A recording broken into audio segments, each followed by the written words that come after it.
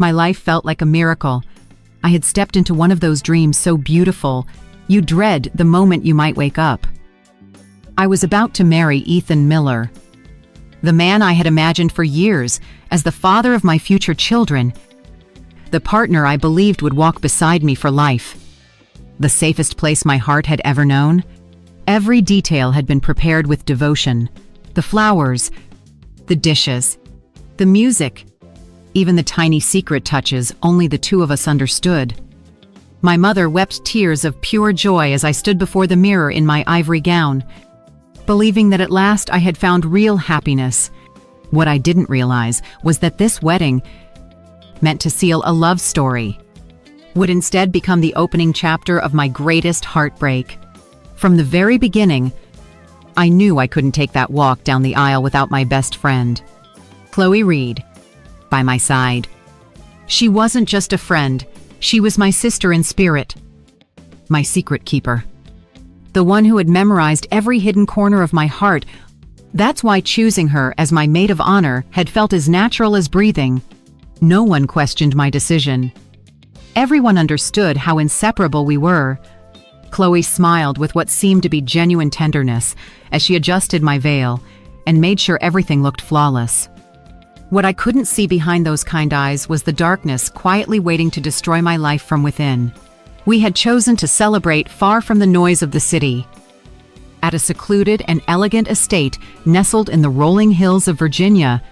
Willow Creek Estate was surrounded by century-old oaks and gardens in full bloom, a place that looked as though it had been built for fairy tales. The stone manor stood proudly under the fading sunlight, with high-ceilinged halls and windows so wide they welcomed the warm glow of dusk. In that place, surrounded by our closest friends and family, we dreamed of celebrating our love and stepping into a new life together. Nothing appeared out of place. Everything felt serene.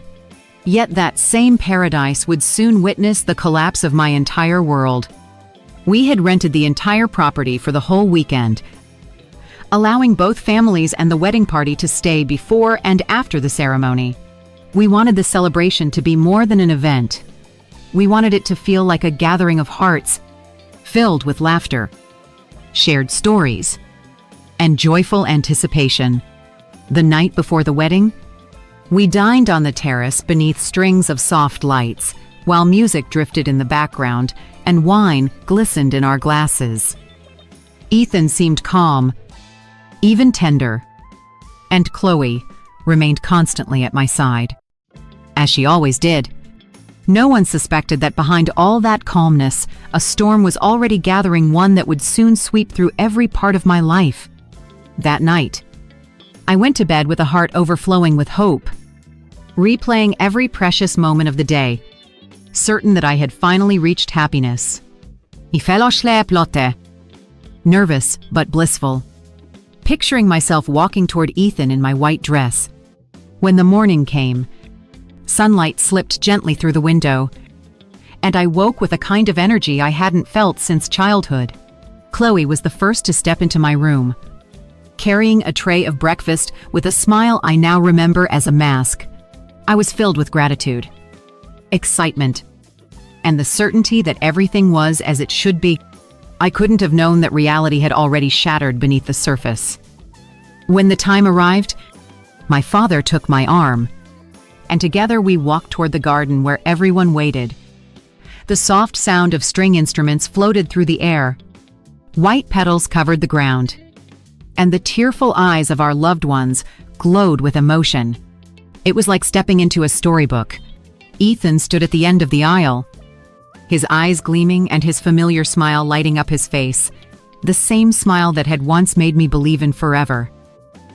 I moved toward him, holding back tears, certain that I was taking the most meaningful and beautiful step of my entire life.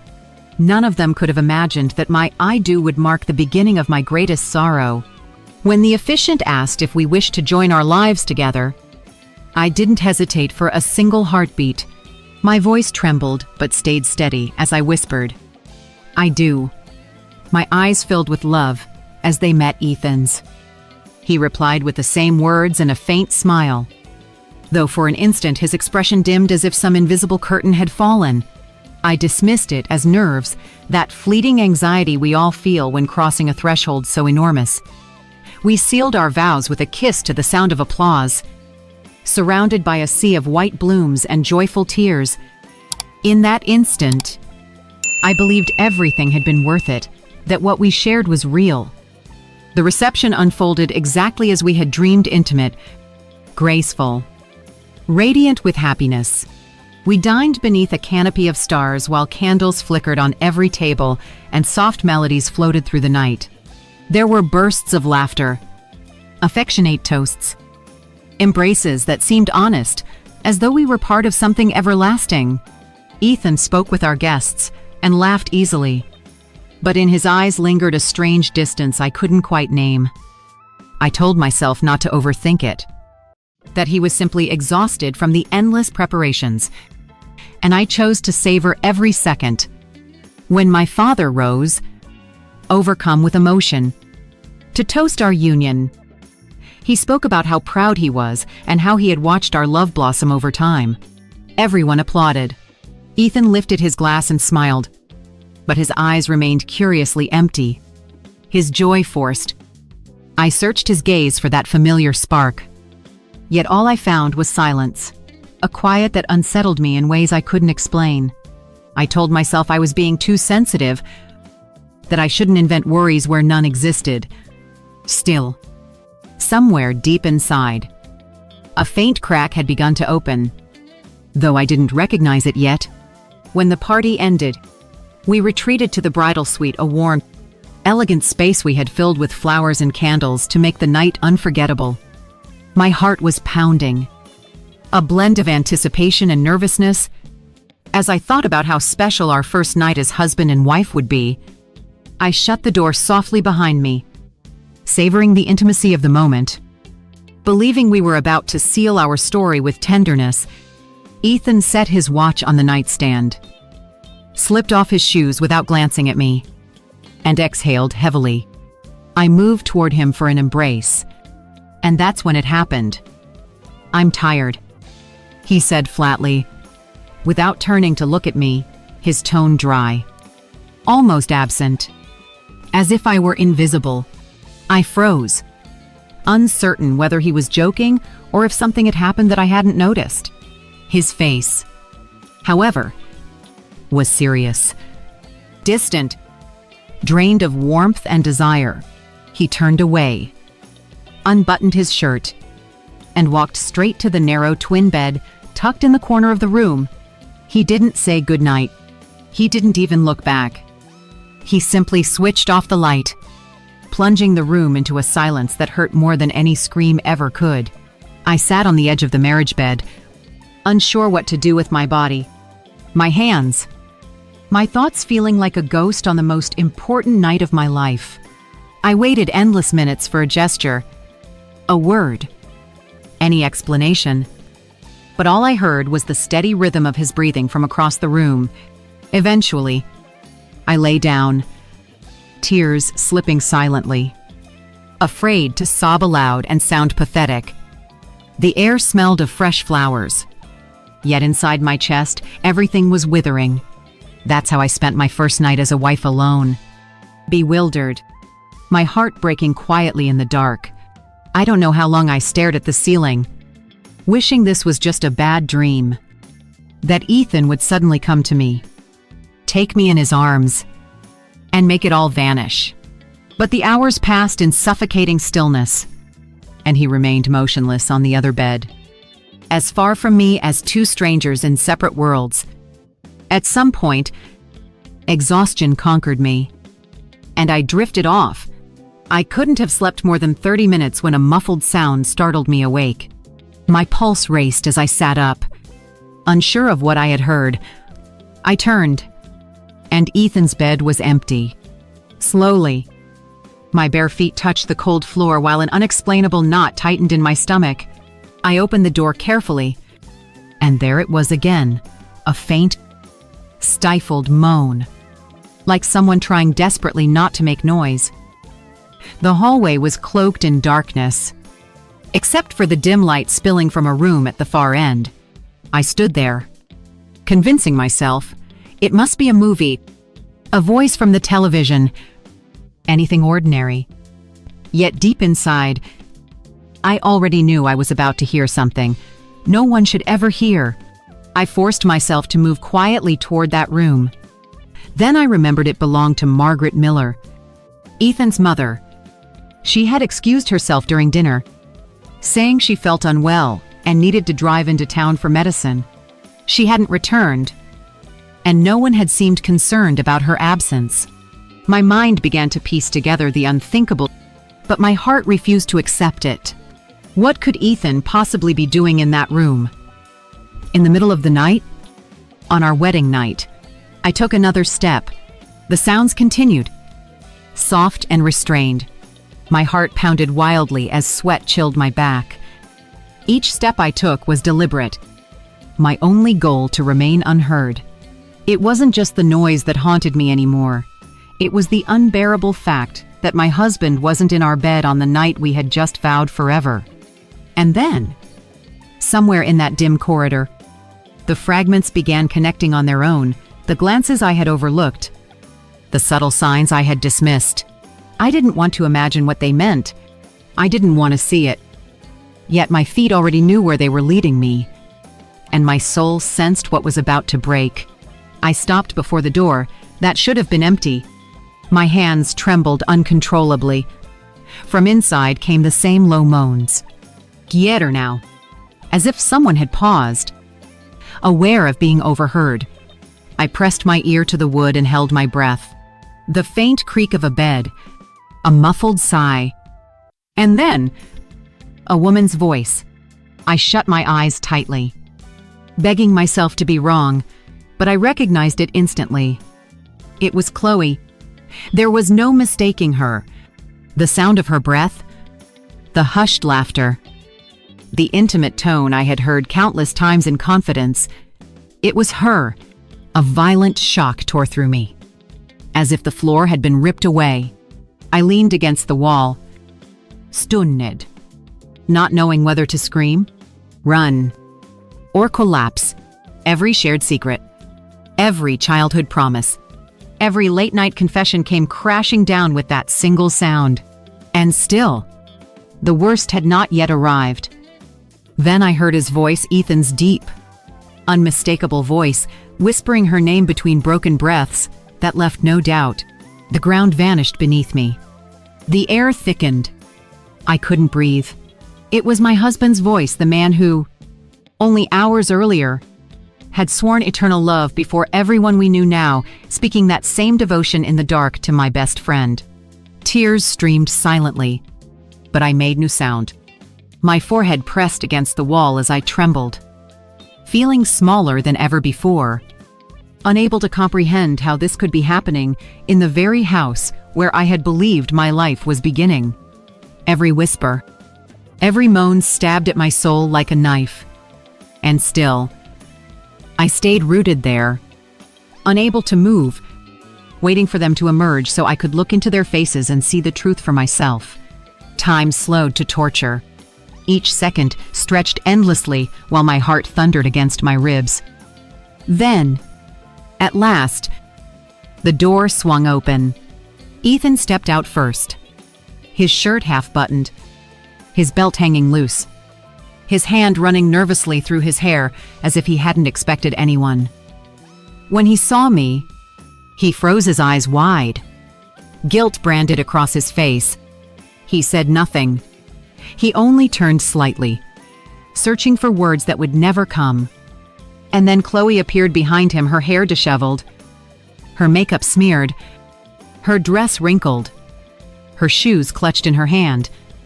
The moment her eyes met mine, she stopped breathing, like someone seeing a ghost, incapable of even pretending. I needed no further proof. The image of them standing side by side, wrapped in guilt, spoke louder than any confession could. I stood unmoving, blocking their path, my voice trembling with fury and disbelief as I demanded how they could do this, how they could be so cold, so cruel, On the night that was supposed to mark the start of our forever? Ethan couldn't meet my eyes. Chloe didn't even attempt to act surprised. Their silence screamed louder than words. When Ethan finally spoke, his tone was brittle. Defensive, he claimed I was mistaken, that nothing had happened, that he was merely helping Chloe collect some things his mother had left in the room. The lie was so absurd it deepened the wound. Chloe stared at the floor, silent, while he stumbled over excuses that grew weaker by the second. He looked at me as if I were the irrational one, but there was no stage left for his act. I told him I had heard every sound, every whisper, every forbidden word they had shared, that he didn't need to speak because his silence already confessed it all. Ethan's shoulders sagged, his eyes closed, and in a faint voice, he finally admitted it without remorse. Without explanation, only muttering that he'd been confused for a while, as if confusion excused betrayal. At that, Chloe began to sob, hiding her face in her hands, repeating again and again that she was sorry, that she hadn't meant to hurt me, that she didn't know how things had gone so far. Her tears no longer moved me. It was far too late for sorrow, far too late for regret. For years, she had been the person I trusted above all others, and she had stabbed me in the back without hesitation. She was no longer my friend. She wasn't even a stranger. She was a void, a hollow figure standing where someone I loved used to be. I felt something inside me fracture into 1,000 shards, something nameless yet vital. My legs trembled, my chest burned, and the air itself seemed to betray me. There were no tears left, only a dry, searing rage consuming me from within.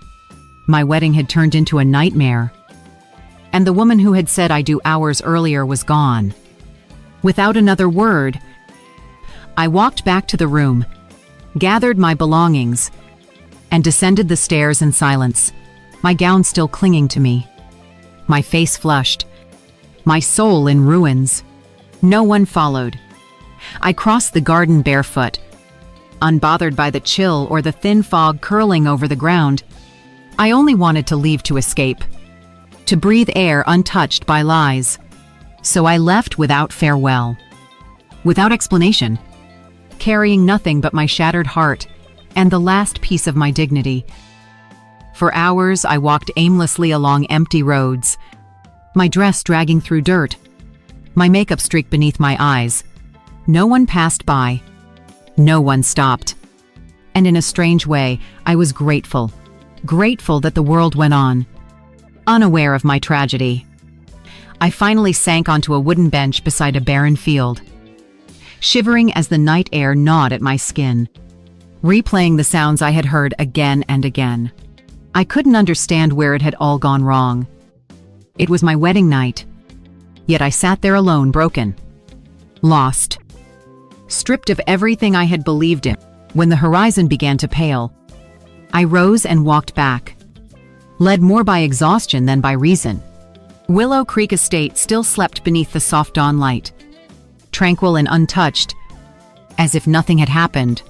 I slipped in through the back door, moving like an intruder through the very house that had held my happiest dreams only hours before. I didn't know what I would do, but I knew I needed closure. I couldn't disappear without telling the truth. The dining hall was alive with gentle chatter, the clinking of coffee cups and plates of fruit, laughter floating between the guests, all of them blissfully unaware of the darkness that had unfolded while they slept. My parents, my in-laws. The wedding party, everyone spoke as though nothing had changed. I watched from the doorway, a cold fury rising inside me at their unknowing smiles. No one asked for me. No one had even noticed my absence. I wiped my face, straightened my posture, and stepped inside with a calm, steady voice that betrayed none of the chaos within me.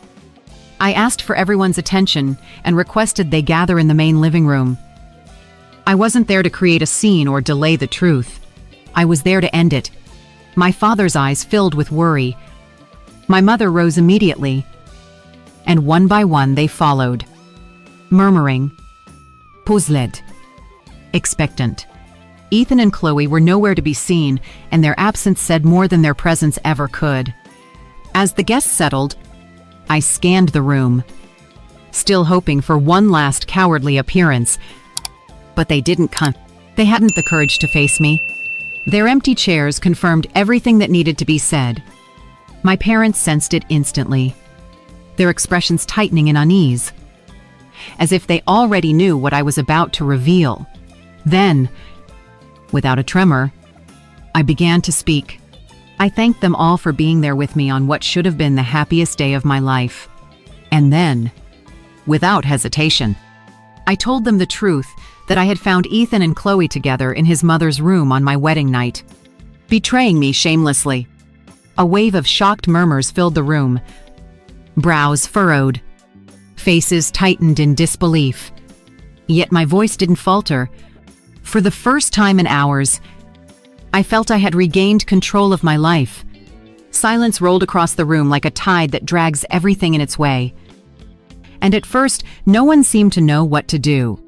My mother lifted a hand to her mouth. My in-laws lowered their eyes, as though the shame were too heavy to carry. A few guests stood abruptly. Others stared at me in disbelief. No one claimed I was lying. No one tried to defend them. Because somewhere beneath the shock, everyone understood I would never invent something like this. With a steady voice, I declared that I intended to annul the marriage, that I wanted no connection with Ethan or Chloe ever again, and that I hoped no one would attempt to persuade me otherwise. I asked for no pity and no sympathy, only respect for my choice. My father rose and folded me into a firm, wordless embrace, as if to say he was proud. There were no claps. No objections came either. They let me walk away. As I stepped out, I heard my mother-in-law quietly sobbing while her husband tried and failed to console her.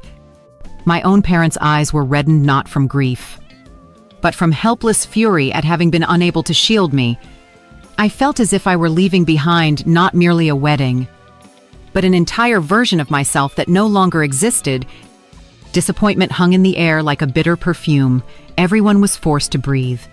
And in the midst of that heavy stillness, I left without turning back. I walked off the estate without a backward glance, taking only my dignity with me, the same dignity that, despite the pain, refused to fall. My white dress bore stains of earth and tears, and a story that no longer belonged to me. I headed toward the road with my chin lifted, like someone who has weathered a storm without losing herself. I ignored calls, messages, and questions. That chapter of my life was dead. When I reached home, my soul still raw, I contacted an attorney and filed for divorce at once. I wanted no days of reflection, no family counsel, no second chances. I needed to close that book with the same resolve with which I had lived it. I signed what I needed to sign and refused to see Ethan again, neither to talk nor to negotiate. I was not the woman who had said I'd do at that altar. Weeks later, word reached me that Ethan had moved in with Chloe, as if their betrayal had always been part of some grand romance. They paraded around as though nothing had happened, as though the harm done to me did not exist. He convinced himself he had found the kind of true love that excuses the inexcusable, but life returns what you plant, and their harvest spoiled quickly. Within a few months, whispers spread about the constant fights. The shouting neighbors could hear through thin walls. Chloe's confident smile faded, and Ethan began spending long hours away from home just to avoid her. What had burned as a forbidden passion cooled into routine suspicion and blame. She had shattered a friendship for a man who did not know how to love anyone, and he was already drifting toward boredom again. Then one day, without warning, Ethan vanished from the apartment he shared with Chloe, leaving only a note and a lie. He had been unfaithful with another woman, someone younger, someone ignorant of their history. He was repeating his cycle because it had never been love. It had been ego and whim. Chloe was left alone, devastated, partnerless, friendless, stripped of credibility. And at last, she grasped what she had done to me. Without Ethan and without support, Chloe gradually lost the little stability she still possessed. Old friends turned away. My family refused to speak to her, and her world collapsed like a castle sculpted from sand. She tried to reach out, but there was no one left to call. A betrayal of that magnitude is not easily forgotten. That was when she finally understood the meaning of true loneliness. I, on the other hand, poured myself into my work, rebuilding from the inside without craving revenge or explanations. I opened my eyes wider, welcomed new people, and learned to choose from a place of calm. I invested in myself, my business, my ideas, and little by little grief gave way to clarity. I realized I could be happy without relying on anyone else. For the first time, I felt genuinely proud of who I was becoming. I opened a second boutique, then a third, and in less than 1 year my name began to circulate in the industry with respect. Clients, suppliers, and trade magazines wanted to meet the woman who had built a small empire from nothing. But recognition was not my goal. I wanted stability. The independence I had long imagined was something I was crafting with my own 2 hands, and no one could strip it away. 3 years slipped by. My life became different, calm, steady, free of chaos and unhealed wounds. Remembering that night no longer hurt. Instead, it reminded me how far I had traveled. I had left Ethan, Chloe, and everything they symbolized behind me. I had learned to be alone without feeling empty. And just when I was not searching for anything, the unexpected appeared. At a business gathering, during a presentation among other entrepreneurs, I met him. His name was David Hayes. He spoke with a quiet confidence that did not intimidate it, drew you in. He did not try to impress me or sell himself. He listened carefully and asked questions no one had asked before. I did not feel butterflies. Ich felt bess, and I knew something was beginning.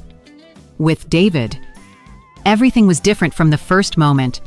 There was no rush, no flashy promises, only honest conversations, mutual respect, and silences that felt easy. He never pushed, never tried to fill a void. He walked beside me naturally, letting me set the pace. Slowly, I found myself waiting for his messages, for the sound of his voice, for the steady warmth in his gaze. It was not wild passion. It was something deeper. It was a tranquility I had never experienced with anyone. At first, I could not even trust my own happiness, as if I expected disaster to appear at any second. But David understood without lengthy explanations. He was patient, reliable, unwavering. With each gesture, he showed me that love does not require destruction, deceit, or using someone as a life raft. I learned to trust again, not because he demanded trust, but because his presence made trusting feel safe. In that gentle safety, the wound Ethan had left finally healed. When we officially began dating, everything moved naturally. There was no need to hide or justify. People around me noticed the change. I was no longer merely surviving. I was living. With David, I shared trips, projects, and simple moments that turned unforgettable. He did not dangle a perfect future. He offered a solid present.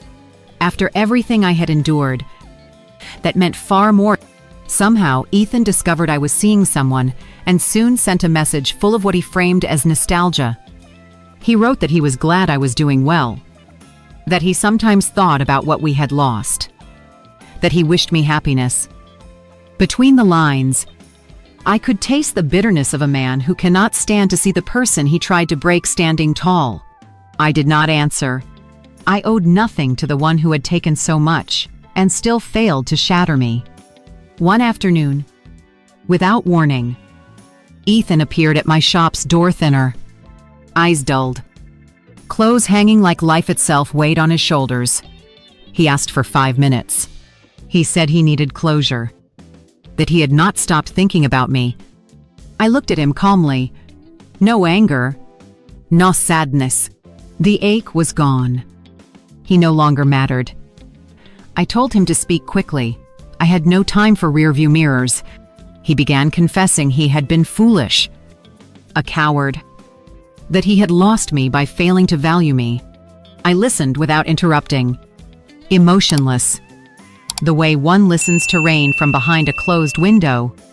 When he finished, I met his gaze and told him he held no power over me anymore, that we no longer existed, and that he should not imagine he could reclaim what he himself had destroyed. I made it plain that I did not want to see him again, that there was no place for him in my present or my future. No screaming, no insults, just a firm, cold, final no. Ethan tried a crooked smile, as if he still believed he could shake me. But he was not the man who once made me tremble. He seemed small, now distant, irrelevant. I asked him to leave, and this time I was the one who closed the door. Before he walked away, frustration tightened his eyes, as though he could not bear the proof that I was happy without him. He muttered something about how quickly I had moved on, reaching for a last sting. I did not flinch. What would once have shattered me slipped harmlessly away. He left without a goodbye, shoulders sagging, aware he had lost me forever and there was no path back. When the quiet returned, I sat at my desk and drew a long breath, as if I could finally live my life without shadows. I felt neither euphoria nor triumph, only a deep calm that comes when you close the hardest chapter with clean hands. I was no one's victim, no one's survivor, no one's ex. I was myself, whole, steady, at peace. David came in a few minutes later, unaware of the visit, seeing my face. He simply wrapped me in his arms. He did not seek an explanation. He offered presence, support, an unconditioned love. Looking at him, I understood that life, for all its wounds, had led me here for a reason. With him, I did not feel dizzy. I felt at home, and at last I understood what love truly is. I realized that nothing in life is promised. Even the most certain love can fracture without warning. Loyalty does not always come from the ones closest to you. But I also learned that pain is not the end. It is the ground on which something new can grow. The ruins of who I had been became soil for a stronger, freer self. Those who endure deep betrayal do not simply recover, they are reborn. And I had been reborn. Today, I look back without anger or resentment. The past no longer holds me. I am still with David. My store keeps growing. And my life is bright, gentle, and full. I do not chase approval. I have nothing to prove. I only need to stay true to what I feel and who I am. This is not a tale of revenge. It is a story of dignity. My happy ending did not arrive in the arms of another person. It began within me. I never saw Ethan or Chloe again. I did not need to, not because I forgave them, but because they no longer occupied any space inside me. When people ask whether I can trust again after all of this, my answer is always the same. Not only did I trust again, I learned to choose better. David did not come to rescue me. He found me whole and chose me as I was. I know my story is not singular. Many women are betrayed, humiliated, or abandoned at the very moment they believe they have everything. If there is one thing I want to give them, it is this: do not let someone who cannot love define your worth. Do not remain where respect is absent. The strongest love is the love you hold for yourself. Everything else, when it arrives, should be a compliment, never the center. I am writing this from my terrace with a cup of tea, while David reads beside me and the sun slides toward the horizon. Peace does not sound like fireworks. It sounds like shared quiet, mutual regard, and the certainty that nothing is missing. If you have ever believed that true love was not meant for you, let me say this. It rarely comes when you expect it. It comes when you finally choose yourself. Sometimes, walking alone through my neighborhood, I catch my reflection in a storefront window. I no longer search my eyes for anyone's approval, or for the romance I dreamed of as a child. I only look to recognize myself. And there I am with scars. Yes, but also with a strength I once mistook for weakness. Pain breaks you, but it also builds you anew. More aware, more yourself. I keep a box of mementos from the day. Everything changed not to wound myself, but to remember how far I have traveled. Every dried blossom, every photograph, every detail of that dress bears witness to the version of me that died that night and made room for the woman I am now. I do not throw that box away. I honor it. Because without it, I would not be here. Sometimes David studies me as if he cannot fathom how someone so wounded can love with such steadiness. And I smile not because the past is painless, but because it no longer rules me. When love is real, it does not demand absurd sacrifices or ask you to shrink. True love begins the day you stop begging for affection, when you know that whoever chooses you must choose you freely.